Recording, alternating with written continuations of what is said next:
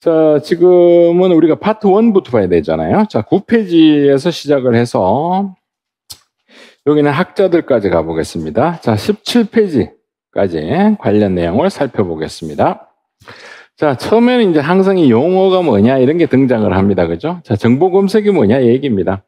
자, 정보 검색이라는 용어를 누가 처음 사용했느냐 묻는다면 무어라는 분이 처음 이제 자기 논문에다가 이 정보 검색이라는 용어를 사용을 하게 됩니다. 그래서 1948년 MIT 대학에서 거의 석사학위 논문에서 처음으로 이 용어를 사용을 했다. 그래서 51년에는 자토 테크니컬이라는 잡지에 발표한 글에서 잡지에 발표한 글에서 이제 공개적으로 이 정보 검색이라는 용어를 사용하게 됐다. 자, 그래서 여기서 여러분들이 알아둬야 될 게 무어 나오면 정보 검색 용어 처음 사용했더라. 이 정도만 기억하시면 돼요. 자, 그 다음에 니은 가서 자, 그렇다면 이 무어라는 분은 정보 검색이라는 용어가 뭔지를 어떻게 정의했냐 이거예요. 그러면 우리가 보게 되면 위치나 존재조차 알려지지 않은 정보를 뭐 하는 것이다? 찾아내는 것이다. 그지? 그래서 정보 찾는 것을 정보 검색이다 라고 얘기를 하는 거예요. 자, 그러면은 우리도 상식적으로 생각해서 정보 검색하면은 정보 찾기지 뭐. 맞죠? 그죠? 예, 그렇게 생각하기가 쉬운데, 자, 바로 밑에는 광의의 관점에서 살펴보게 되면, 자, 정보 검색은 검색 환경의 모두를 포함하는 재반 활동이나 영역을 말한다. 즉, 이 말은 무슨 말이냐면, 자, 정보 검색하면 우리가 일반적으로 이것만 생각합니다. 찾는 거, 검색하는 것만 생각하지만 찾기 위해서는 뭘 해야 돼? 정보를 축적을 해놔야 될 거 아니야. 이 모아놓은 정보를 찾아야 된다. 그래서 좀 넓은 의미로 정보 검색을 생각한다면 이 과정이 포함이 된다는 거예요. 그래서 일반인들을 생각하면 이걸 생각하기 쉽지만 우리는 이 두 가지를 다 포함하는 개념이다. 이렇게 알고 있어야 되는 겁니다. 자, 그래서 정보에 축적하기 위해서는 자, 정보 검색을 위해서 자료를 수집하고 이것들을 분석을 하죠. 그 다음 찾기 쉽도록 색인 작업을 해야 되겠지. 그 다음 이 색인 파일로 저장을 해놓는 그 소위 말하는 관리 과정을 우리가 포함하고 있다. 축적 과정을 포함하고 있고 자, 축적된 이 정보 파일, 즉 이 색인 파일에서 우리가 원하는 것을 찾아내기 위한 것으로 자, 검색어 선적식, 실행, 결과 평가 과정을 다 포함하고 있습니다. 자, 우리 이용자 입장에서 검색어, 내가 뭘 검색하고자 하는 요구를 먼저 파악하겠죠. 내가 찾고자 하는 게 뭔지를 파악한 다음에 거기에 해당하는 검색어를 선정해서 만약에 뭡니까? AND 연산자를 집어넣는다든가, 그죠? 예, 이런 것들을 식을 작성해서 검색을 실행해서 마지막으로 이게 내한테 맞는지 안 맞는지 평가를 하는 과정, 이런 것들을 다 정보의 검색이라고 얘기를 하는 겁니다. 그래서 이거는 축적은 누가 하는 과정이다. 우리 관리자들이 보통 해놓으면은 이용자들이 이제 검색해서 찾아내는 과정, 이렇게 보시면 되겠지. 자, 그 다음 협의, 아주 좁은 관점에서는 정보 검색은 이용자가 검색 인터페이스를 통해 자, 요거는 쉽게 해석해서 우리 인터페이스 하면은 디도한테 배웠습니다. 그 인터페이스 하면은 뭘 생각하면 좋아요? 그냥 화면이다라고 생각하면 되죠. 그래서 이용자가 우리 검색 화면을 통해 요구하는 정보 자원을 찾아내는 것, 행동을 검색이라고 보통 얘기를 합니다. 자, 그러면 우리가 찾는 대상의 정보 자원에는 어떤 것들이 있습니까? 라고 얘기한다면 일반적으로 우리는 문헌을 중요시하잖아. 그 다음에 여기에 관련된 메타데이터 혹은 수치나 통계 데이터, 사실 데이터 이런 것들을 우리가 정보 자원이라고 얘기를 합니다. 자, 그 다음에 혹은 우리가 원문도 검색할 수가 있고 메타데이터 검색도 가능하고 인물, 웹 검색의 용어로도 다 우리가 정보 자원을 사용할 수가 있다는 겁니다. 자, 그래서 결론. 정보 검색이란 수집된 정보 자료의 내용을 분석한 뒤에 적절히 가공해서 축적해 놓은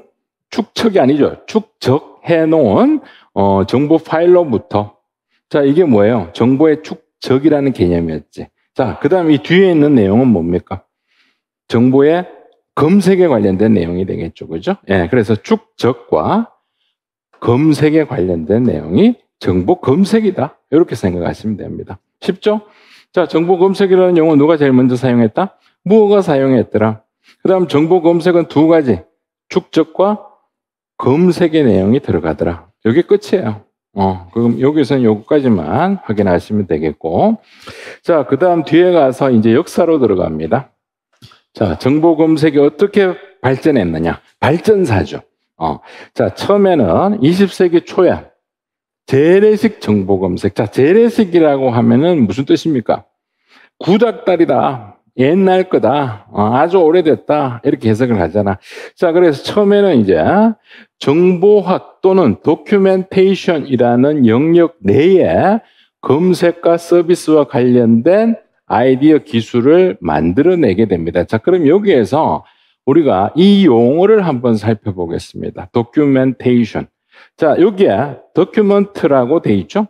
자, 이걸 우리가 번역하면 어떻게 번역합니까? 문서라고 번역을 하면 돼요. 문서 혹은 문서 자료라고 번역을 합니다.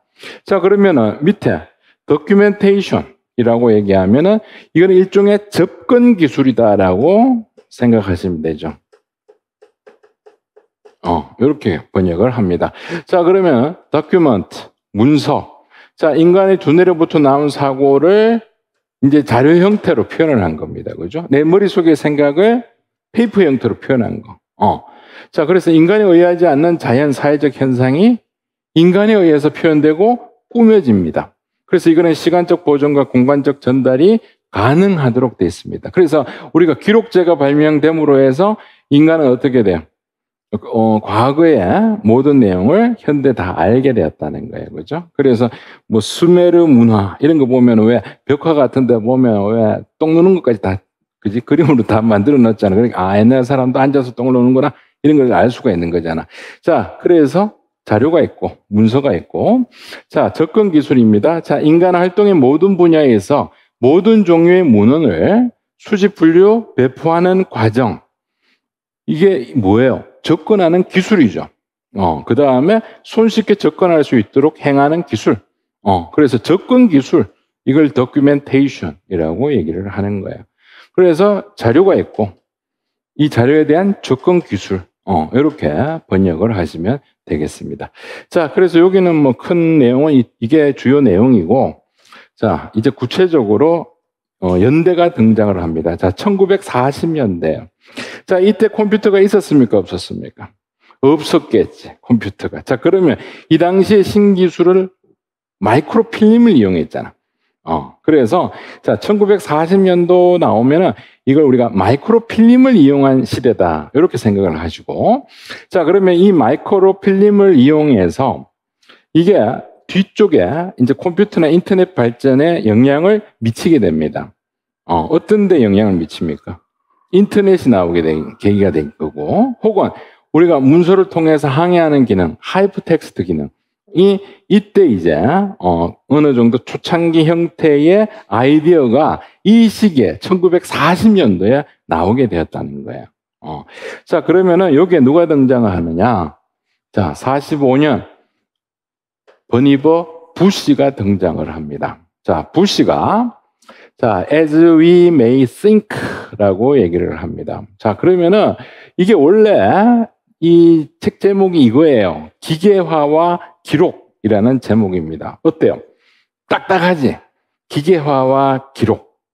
딱딱하잖아, 그죠? 예. 그래서 이거를 좀 폼나게, 좀 자연스럽게 이렇게 해석을 합니다. 우리가 생각하는 대로 해서 이런 식으로 이제 제목을 원래 이걸로 하려다가 딱딱하니까 이걸로 바꿨어요. 우리가 생각하는 대로라는 제목으로 논문을 발표해서 자, 여기서 오늘날의 정보 검색 시스템 원리와 유사한 메맥스라는 기계를 제안을 하게 됩니다. 근데 이거는 컴퓨터가 아니죠.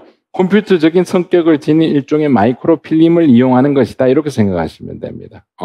자, 메맥스 기계를 제안했고, 자, 여기에서는 메맥스를 각 개인의 문헌, 기록물 등을 저장하고 빠르게 찾을 수 있도록 도와주는 기계다라고 하는, 그 다음에 복수의 주제어나 주제 코드를 조합해서 검색하는, 자, 연상색임법의 필요성을 제시를 하게 된 겁니다. 그래서 버니버 부시 나오면은 메맥스, 기계를 처음 제안했다. 이렇게 보시면 되고, 이게 연상색임법의 필요성을 제시하게 되었다. 이렇게 보시면 되는데, 자, 이 시대는 보세요. 광학 일치 카드 시스템 혹은 주변 절단 카드 시스템 같이 완전히 자동화된 기계가 아니라 반기계화된 시스템을 등장시킵니다. 그래서 반기계화된 시스템을 가지고 정보 검색에 실제로 사용을 하게 되었다. 그래서 내가 미리 여기 굵은 글씨 3가지를 해드린 거예요. 그래서 40년대 하면 이게 눈에 들어오면 됩니다. 3가지. 메맥스, 부시 메맥스, 연상색임법. 그런데 이거는 컴퓨터가 아니다. 이렇게 생각하시면 되겠습니다. 자, 40년대는 이렇게 되었고. 자, 그런데 이게 왜 이런 필요성이 대두가 됐을까? 그러면 40년대. 왜 이걸 찾고자 하는 이 열망이 왜 이랬을까? 자, 우리가 상식적으로 생각하면 1945년도에 2차 세계대전이 끝났잖아. 그러면 얘들이 다 뭘 했겠어요? 그 당시에 무기 개발이라든가, 여러 가지 신기술을 연구를 했겠지. 연구를 하다 보니까 엄청나게 많은 방대한 자료들이 나왔을 것이고, 그래서 하나의 일례가 맨하튼 프로젝트입니다. 핵폭탄 개발하는 거. 핵폭탄 개발해서 실제로 미국이 성공을 시키잖아. 그때 나온 결과물들이 엄청나게 많은 거예요. 그래서 전쟁이 끝나니까 그걸 어떻게 해야 돼? 보존을 해야 될 거 아니야. 그런데 찾기가 힘들어졌죠. 너무나 많은 자료들이 쏟아지니까. 그래서 그걸 좀 더 어떻게 하면 쉽게 찾을 수가 있을까라는 고민에서 이게 출발을 하게 됩니다. 그래서 어떻게 보면 인류의 역사는 전쟁과 함께 가고 발전을 하게 되고, 이게 전쟁이 이거에 하나의 동기 부여를 줬다는 거지. 자, 그 다음에 50년대로 넘어갑니다. 자, 50년대 누가 등장을 하느냐? 무어가 등장을 합니다. 아까 우리 봤던 무어가 등장을 하고, 무어는 정보 검색이라는 용어를 아까 같이 처음 사용을 하게 됩니다. 자, 그 다음에 토브가 나오죠. 예, 토브가 등장을 하는데, 자, 아까 부시의 연상색임법, 이걸 바탕으로 해서 유니텀 시스템을 만들게 되었다 해서, 이때 유니텀이라고 하는 것은 키워드다라고 생각하시면 돼요. 키워드 혹은 단일어 혹은 키워드, 이렇게 생각하시면 됩니다. 자, 그래서 여기에서는 이제 무어 등장하고 토브가 등장을 하고, 토브는 키워드, 단일어, 요걸 최초로 사용합니다. 그래서 키워드 색임 방식을 채택한 최초의 시스템입니다. 그래서 자료를 찾을 때 키워드로 찾겠다, 색인으로 사용하겠다, 키워드를. 예, 이걸 처음으로 사용한 분이 토브다, 이렇게 보시면 되고. 자, 그 다음에 뒤에 가면은 또 1950년대 후반에는 이제 룬의 퀵색인이 등장을 하게 됩니다. 퀵색인. 자, 그래서 검색 분야에 단어 출현 빈도 같은 이제 통계적 기법을 도입을 하게 됩니다. 그래서 단어 출현 빈도, 통계적 기법 도입한 룬, 퀵색인까지. 자, 그래서 50년대는 몇 명이에요? 무어, 토브, 룬. 이렇게 3명의 학자가 등장을 합니다. 자, 그 다음에 60년대로 가니까